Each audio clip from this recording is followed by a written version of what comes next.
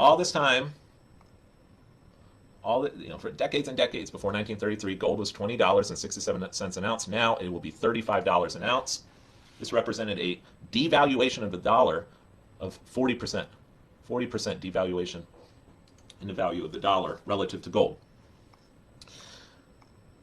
Not a bad deal for a treasury. The American people sold their gold at this price. Now, just through the president's signature, gold is worth that price. Not a bad deal. A lot of profit was made there, by the way. And if you've been watching all of these lectures through the course of the semester, you may remember seigniorage.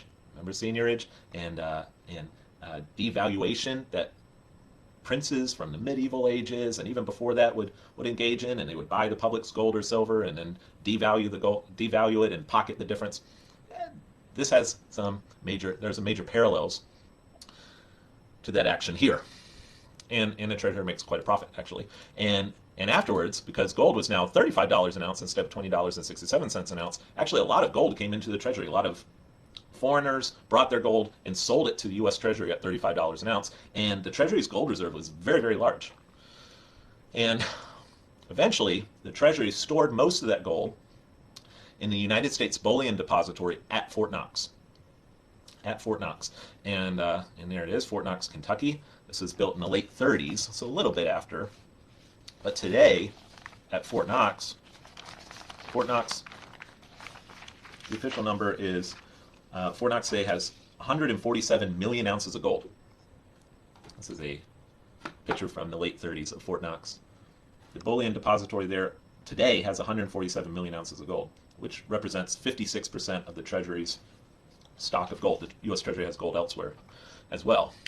But much of the gold that resulted from all of these acts and from the incoming flow of gold into the United States made its way here. So very, very interesting stuff, and of course quite controversial.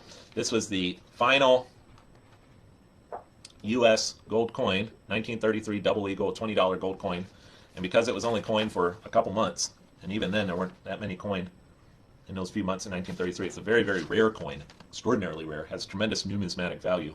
If you ever have an opportunity to get one, it's one of the more valuable coins in the United States. So that is done now. The language on the Federal Reserve note changes. Formerly, for 20 years, the Federal Reserve note said that this note is redeemable in gold on demand at the Treasury Department in the city of Washington, or in gold or lawful money at any Federal Reserve bank. Now, the language was revised to say that this note is redeemable in lawful money at the United States or at the Federal Reserve Bank. Now, what does that mean exactly? You could take it to a Treasury and it will be legal tender, or a Federal Reserve Bank, it's legal tender, and if you want lawful money for it, change, for example, they'll change it out for you. But they are no longer obligated to pay gold for that note. So that's the language after 1933. And here's a 1934 $20 Federal Reserve note, and you will not see any reference at all to gold on this note. $10 note, Grover Cleveland was demoted to the $1,000 note, or you could say he was promoted to the $1,000 note. He was on the 20, but not many people use the $1,000 note, so I think that's a demotion. Wow, remember this cartoon? After the Gold Standard Act of 1900, it seemed like gold is victorious, survival of the fittest. Well, now look, gold's banned. Gold is banned in the United States after 1933, at least for the public. The Treasury has a lot of it. Treasury has a whole lot of gold after 1933. But for the public, no more. So